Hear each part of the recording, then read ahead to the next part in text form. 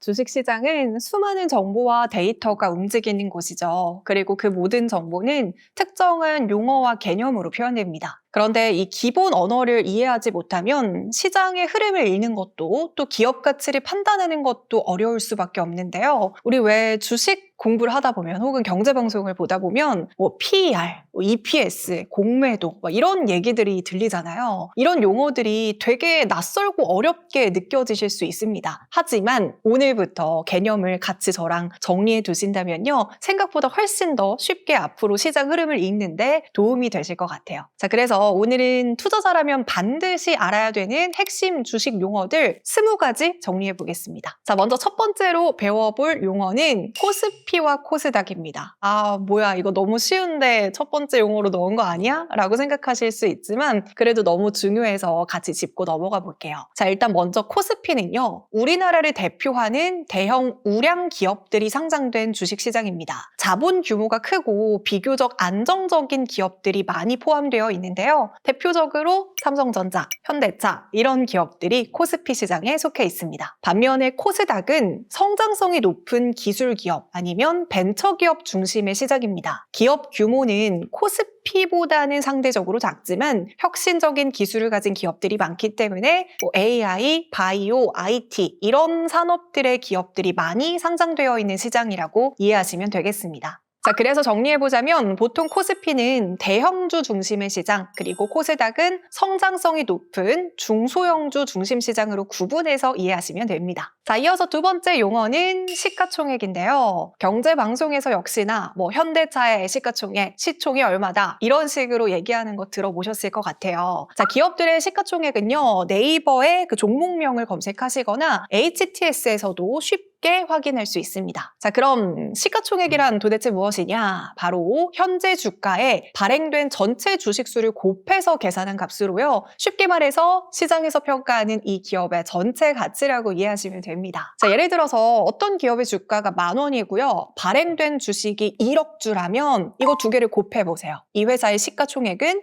1조 원이 되는 겁니다. 많은 분들이 사실 주가만 보고 이 종목은 싸다, 비싸다 이렇게 판단하기도 하는데요. 실제로 기업들의 규모를 판단할 때는 주가보다 시가총액이 훨씬 더 중요한 기준이 됩니다. 자, 예를 들어서 A기업의 주가는 50만 원이고 B기업의 주가는 5만 원이라고 가정을 해볼게요. 자, 이 둘을 놓고 봤을 때 A기업이 50만 원이기 때문에 훨씬 더 비싼 회사처럼 느껴지시죠. 하지만 이 A기업의 발행 주식수가 10만 주라면 둘을 곱해보면 시가총액은 500억 원이고요. B기업의 발행 주식수가 1억 주라면 시가총액은 5조 원이 됩니다. 자, 이 경우 B기업의 주가는 더 낮지만 B기업이 훨씬 더 큰 회사인 셈이죠. 그래서 투자자들은 기업의 규모를 판단할 때는 주가보다는 시가총액을 더 중요한 기준으로 확인합니다. 자, 이어서 세 번째 용어는 시가, 종가, 호가입니다. 자, 시가, 종가, 호가는 주식시장에서 자주 등장하는 세 가지 가격인데요. 자, 먼저 시가는 주식시장이 시작할 때의 가격입니다. 오전 9시에 장이 열리고 가장 처음으로 거래가 이루어질 때 형성된 가격을 시가라고 합니다. 그리고 종가는 주식시장이 종료될 때의 가격입니다. 오후 3시 30분에 장이 마감되면서 마지막으로 거래가 이루어진 가격을 종가라고 하죠. 그리고 호가는 투자자들이 지금 이 가격에 사고 싶다거나 팔고 싶다고 시장에 내놓은 주문 가격을 의미합니다. 아직 실제로 거래가 된 가격이 아니라 사람들이 사고 싶거나 팔고 싶다고 제시해 놓은 가격이라고 이해하시면 돼요. 자, 예를 들어서 오늘 아침 시가가 어제 종가보다 높게 시작됐다면 밤사이 투자자들의 기대감이 반영되면서 매수세가 강해졌다고 볼 수 있습니다. 자, 이어서 네 번째 용어는 상한가와 하한가입니다. 상한가와 하한가는 주식시장에서 하루 동안 가격이 움직일 수 있는 최대 한도를 정해둔 제도입니다. 우리나라는 전날 종가를 기준으로 플러스 마이너스 30%라는 가격 제한폭을 두고 있는데요. 주가가 30%까지 다 올라서 더 이상 상승이 불가능한 상태가 상한가고요. 반대로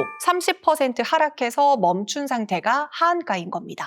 극단적인 가격 변동으로부터 투자자의 자산을 보호하기 위한 일종의 안전장치 역할을 하고 있어요. 자, 이어서 다음으로는 공모가인데요. 공모가는 기업이 주식시장에 처음 상장할 때 정해지는 주식의 시작 가격입니다. 자, 아직 주식시장에 거래가 되기 전에 이 기업의 가치를 얼마로 볼 것인지 정해서 처음 투자자들에게 제시하는 가격이라고 이해하시면 됩니다. 자, 이 가격은 상장 전에 기관 투자자들의 수요 예측을 거쳐서 결정이 되는데요. 쉽게 말해서 기관 투자자들이 이 기업의 가치를 어느 정도로 평가하는지를 참고해서 공모가가 결정됩니다. 그래서 우리가 공모주 청약에 참여할 때는 이 공모가를 기준으로 주식을 신청하게 되는 거고요. 즉, 투자자들이 처음 주식을 살 때 기준 가격이라고 보시면 되겠습니다. 최근에는 인기 있는 기술 기업들이 상장하면서 공모가보다 훨씬 높은 가격에 거래가 시작되는 경우도 있기 때문에 투자자들에게는 기회가 되기도 합니다. 하지만 기업 가치보다 공모가가 너무 높게 책정이 되면요, 상장 이후에 주가가 떨어질 수 있기 때문에 공모주 투자 역시 기업에 대한 분석이 중요하다는 거 잊지 말아주세요.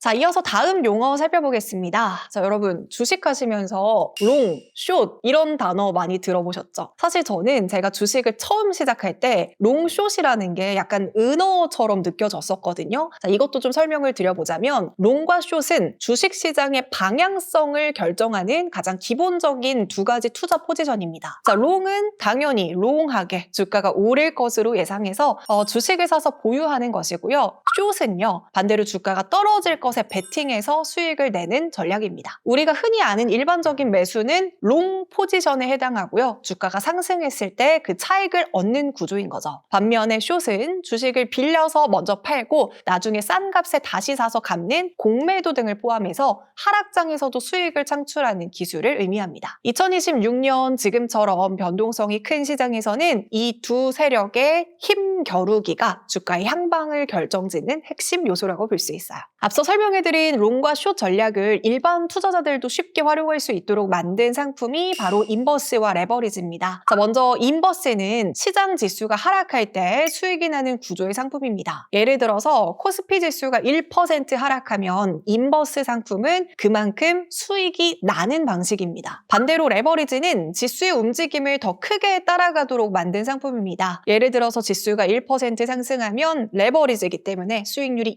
2%가 되도록 설계된 것이 대표적인 2배 레버리지 상품이죠. 여기서 한 단계 더 나아가서 지수가 하락할 때 수익이 2배로 발생하도록 만든 상품을 인버스 2배 상품이라고 하는데요. 투자자들 사이에서는 흔히 곱버스라고 부르기도 하기 때문에 아마 곱버스 많이 들어보신 분들도 있으실 거예요. 최근처럼 금리 정책이나 국제 정세에 따라서 시장 변동성이 커지는 시기에는 이런 상품에 개인 투자자들의 관심도가 높아지는 경우가 많습니다. 하지만 인버스와 레버리지는 장기 투자보다는 단기적인 시장 대응에 활용되는 상품이라는 점 꼭 기억해 주셔야겠습니다. 왜냐하면 지수가 크게 움직이지 않고 일정 범위에서 오르내리는 횡보장에서는 매일 발생하는 변동성이 누적이 되면서 수익률이 점점 줄어드는 현상이 나타날 수 있기 때문이죠. 따라서 레버리지와 인버스 상품은 높은 수익 가능성만큼 위험도 크기 때문에 상품의 구조를 충분히 이해하고 신중하게 접근하는 것이 중요합니다. 자, 이어서 다음 용어는 물타기라는 말인데요. 이 물타기는 주가가 하락했을 때 같은 종목을 추가로 매수해서 전체 평균 매입 가격을 낮추는 투자 방법입니다. 처음에 비교적 높은 가격에 샀더라도 더 낮은 가격의 주식을 추가로 매수하면서 평균 가격을 낮추는 전략이라고 이해하시면 됩니다. 예를 들어서 어떤 주식을 10,000원에 샀는데 주가가 8,000원으로 떨어졌다고 가정을 해볼게요. 이때 8,000원에 같은 주식을 추가로 매수하면 내가 보유한 전체 주식의 평균 매입 가격이 내려가게 되겠죠? 이런 방식을 흔히 물타기라고 부릅니다. 그리고 이어서 평단은 평균 단가의 줄임말인데요. 내가 보유한 전체 주식의 평균 매입 가격을 의미합니다. 쉽게 말해서 지금 내가 이 주식을 평균 얼마에 사두었는지를 보여주는 가격입니다. 이 평단 가격보다 현재 주가가 높으면 당연히 수익 상태가 되고요. 반대로 현재 주가가 평단보다 낮으면 손실 상태가 됩니다. 그래서 투자자들은 주식을 관리할 때 본인의 평단 가격을 중요한 기준으로 확인하게 됩니다. 다만 물타기는 주식은 무조건 손실을 해결해주는 방법은 아니라는 것도 꼭 기억해주세요. 기업의 가치나 시장 상황을 고려하지 않고 계속 물타기를 하면 오히려 투자 금액만 더 커질 수 있기 때문에 신중하게 판단하는 것이 중요합니다. 자, 이어서 다음 용어는 주식판에서 사실 마음 아픈 단어인 상장 폐지인데요. 이 상장 폐지는 상장된 주식이 거래 자격을 잃고 시장에서 퇴출당하는 것을 의미합니다. 이 기업의 재무 구조가 심각하게 악화하거나 공시 의무를 위반했을 때 거래소에서 내리는 사형 선고와도 같은데요. 내가 가진 주식이 시장에서 가치를 잃고 사실상 휴지 조각이 되는 가장 위험한 시나리오인 셈입니다. 특히 2026년 들어서 이 부실 기업에 대한 관리 감독이 강화되면서 실적이 뒷받침되지 않는 기업들은 투자 전 상장 폐지 리스크를 반드시 점검해야 합니다. 상장 폐지처럼 투자자들이 가장 피하고 싶은 단어가 있다면 반대로 기업의 성장의 결실을 함께 나누는 단어도 있습니다. 바로 배당입니다. 이 배당은 기업이 영업 활동을 통해서 벌어들인 이익의 일부를 주주들에게 현금이나 주식 형태로 나누어 주는 것을 의미합니다. 쉽게 말해서 내가 그 회사의 주식을 보유하고 있는 대가로 받는 일종의 보너스라고 이해하시면 돼요. 자, 예를 들어서 어떤 기업이 주당 1,000원의 배당금을 지급을 한다면 내가 그 회사의 주식을 100주 가지고 있을 때는 10만 원의 배당금을 받게 되는 구조입니다. 최근 국내 증시에서도 주주 환원 정책이 강화되면서 연 4에서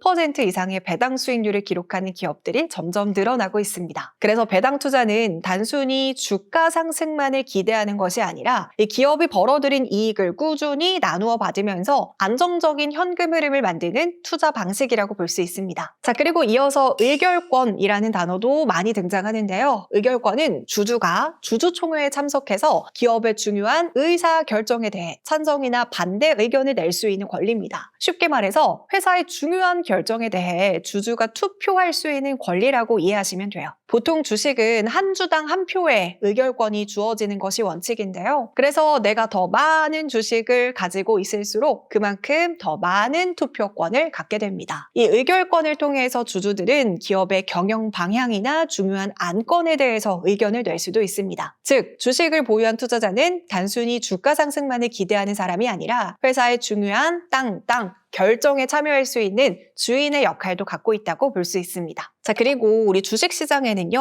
보통주라는 것도 있고 우선주라는 것도 있습니다. 보통주는 주주총회에서 의결권을 행사할 수 있는 권리가 포함된 가장 일반적인 주식입니다. 회사의 경영 의사결정에 참여하고 싶은 투자자들이 주로 보유하는 종목인데요. 반면에 우선주는 의결권은 없습니다. 대신에 보통주보다 배당을 더 많이 받거나 먼저 받을 수 있는 권리가 부여된 주식입니다. 주식 종목 이름 뒤에 우라는 글자가 붙어 있다면 이게 바로 우선주를 의미하는 거예요. 예를 들면 현대차 우, 삼성전자 우 이런 것들이 우선주라고 볼 수 있죠. 자, 이런 우선주들은 시세 차익보다는 안정적인 배당 수익을 원하는 투자자들에게 유리한 선택지가 될 수 있습니다. 자, 이어서 다음 용어는 자사주 매입과 소각인데요. 자사주 매입은 기업이 자기 회사의 주식을 시장에서 직접 사들이는 것을 의미합니다. 쉽게 말해서 회사가 시장에 나와 있는 자기 주식을 본인이 다시 사는 것이라고 보면 돼요. 자, 기업이 자사주를 매입하면 시장에 유통되고 있는 주식 수가 당연히 줄어들기 때문에 주가 하락을 방어하거나 주주 가치를 높이겠다는 의지로 해석되는 경우가 많습니다. 하지만 자사주 매입도 중요한데요. 그것보다 중요한 것이 바로 자사주 소각입니다. 자사주 소각은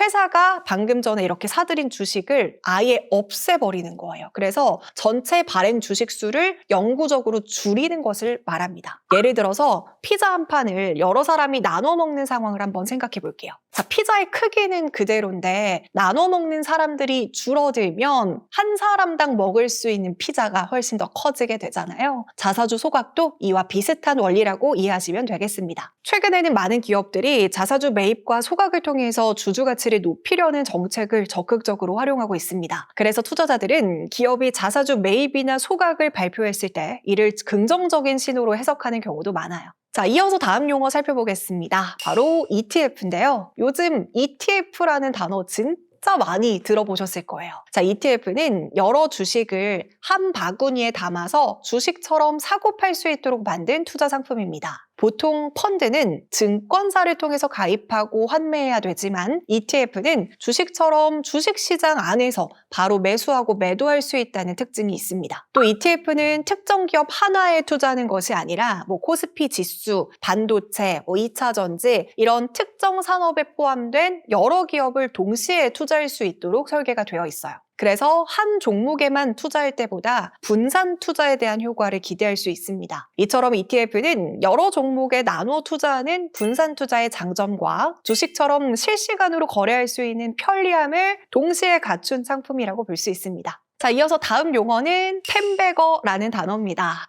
전설적인 투자자 피터 린치가 사용하면서 굉장히 유명해진 투자 용어인데요. 템베거는 내가 매수한 가격보다 주가가 10배 이상 상승한 종목을 뜻합니다. 예를 들어서 10,000원에 산 주식이 10만 원이 됐다면 바로 템베거가 되는 거죠. 이 단어는 투자자라면 누구나 한 번쯤 꿈꾸는 목표이기도 합니다. 내가 산 주식이 10배로 오른다는 거. 와, 정말 생각만 해도 기분 좋은 이야기죠. 특히 2026년처럼 기술의 패러다임이 빠르게 변화하는 시기에는 혁신 산업에서 이런 템베거 후보들이 등장하기도 합니다. 하지만 템베거는 단순히 운으로 만들어지는 결과라기보다는요, 산업의 구조적인 성장 가능성을 미리 읽고 오랜 시간 인내하면서 투자한 사람에게 돌아오는 결과라고 볼 수 있습니다. 이어서 다음 용어는 채권입니다. 채권은 정부나 공공기관 그리고 일반 기업이 거액의 자금을 조달하기 위해서 투자자에게 돈을 빌리고 발행하는 채무 증서입니다. 자, 투자자 입장에서는 정해진 기간 동안 이자를 받고 만기에는 원금을 돌려받는 구조인데요. 주식보다 변동성은 낮으면서 예금보다는 높은 수익을 기대할 수 있는 대표적인 안전자산입니다. 2026년 현재 금리 인하 기대감이 시장에 반영되면서 이자 수익뿐만이 아니라 가격 상승에 따른 시세 차익까지 노리는 채권 투자 열풍이 불고 있습니다. 자, 이어서 다음은 개별주를 하시는 분들이라면 가장 중요한 단어인 가이던스입니다. 자, 가이던스는 기업이 직접 발표하는 미래 실적 전망치입니다. 지난 분기에 얼마를 벌었는지보다 앞으로 얼마를 더 벌 수 있는지를 보여주는 기업의 예고장 같은 느낌인데요. 자, 투자자들은 이 수치를 보고 기업의 성장 엔진이 여전히 뜨거운지 아니면 식어가고 있는지 이런 것들을 판단할 수가 있게 됩니다. 현재처럼 기술 변화가 빠른 시기에는 이미 지나간 과거 실적보다 이 가이던스 하나의 주가가 훨씬 더 민감하게 반응하는 경향이 강합니다. 자, 이어서 다음 용어는 PER과 PBR인데요. 굉장히 자주 사용하는 용어입니다. 자, 먼저 PER은요, 현재 주가를 기업이 벌어들이는 주당 순이익으로 나눈 수치입니다. 쉽게 말해서 지금 이 기업의 주식이 연간 이익의 몇 배 가격에 거래가 되고 있는지를 보여주는 지표입니다. 예를 들어서 어떤 기업의 PER이 10이라고 한다면 현재 이익 수준이 계속 유지가 된다고 가정을 했을 때 투자금을 회수하는데 이론적으로 약 10년이 걸린다. 이렇게 해석을 할 수 있습니다. 그래서 투자자들은 이 PER을 통해서 주가가 기업의 이익에 비해서 높은지 혹은 상대적으로 낮은지 이런 것들을 판단하기도 합니다. 반면에 PBR은 주가를 기업의 순자산으로 나눈 값입니다. 여기서 순자산은 기업이 보유한 자산에서 부채를 뺀 금액을 의미하겠죠. 따라서 PBR은 기업이 가지고 있는 실제 자산 가치와 현재 주가를 비교하는 지표라고 이해하시면 되겠습니다. 예를 들어서 PBR이 1이라면 주가가 기업의 순자산 가치와 비슷한 수준이라는 뜻이고요. PBR이 1보다 낮으면 현재 주가가 회계상 순자산 가치보다 낮게 평가되고 있다고 해석할 수 있습니다. PER 그리고 PBR과 함께 알아야 되는 주식 용어 중에 또 하나는 바로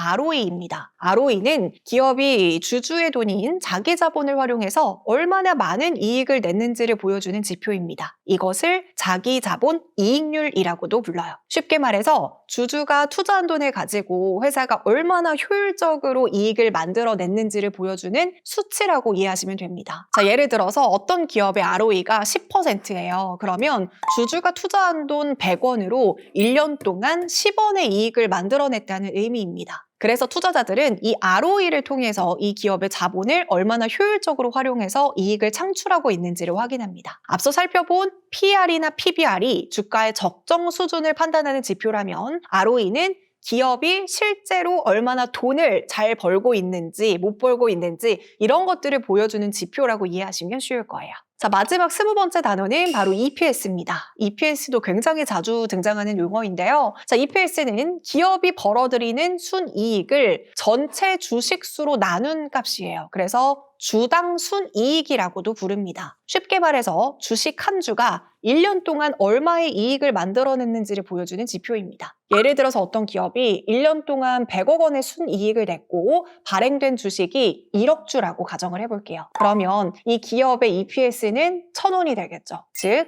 주식 한 주가 1년 동안 1,000원의 이익을 만들어냈다라는 뜻입니다. 그래서 투자자들은 EPS를 통해서 기업이 실제로 얼마나 이익을 잘 만들어내고 있는지를 확인할 수 있습니다. 또 EPS는 앞서 살펴본 PER을 계산할 때 사용되는 중요한 기준이 되기 때문에요. EPS가 꾸준히 증가하는 기업일수록 시장에서 성장성과 수익성을 동시에 인정받는 경우가 많습니다. 자, 이렇게 지금까지 주식시장에서 꼭 알아야 되는 핵심 용어 20가지를 함께 살펴봤습니다. 처음에는 용어만 딱 들었을 때 굉장히 복잡해 보이고 어려워 보였지만 이렇게 어려워 보이는 용어나 숫자, 차트도 기본 개념을 이해하고 나면 훨씬 더 쉽게 읽히기 시작합니다. 투자는 결국 정보를 얼마나 많이 아느냐보다 그 정보를 얼마나 정확하게 이해하고 해석하느냐가 더 중요한 거 아시죠? 자, 오늘 정리해드린 용어들 계속해서 반복하면서 돌려보면서 익숙해질 수 있도록 공부하시고요. 앞으로 시장을 바라보는 여러분만의 기준을 만드는데 작은 도움이 되었길 바랍니다. 그럼 앞으로도 투자에 도움이 되는 정보와 내용 계속 전해드릴게요. 안녕!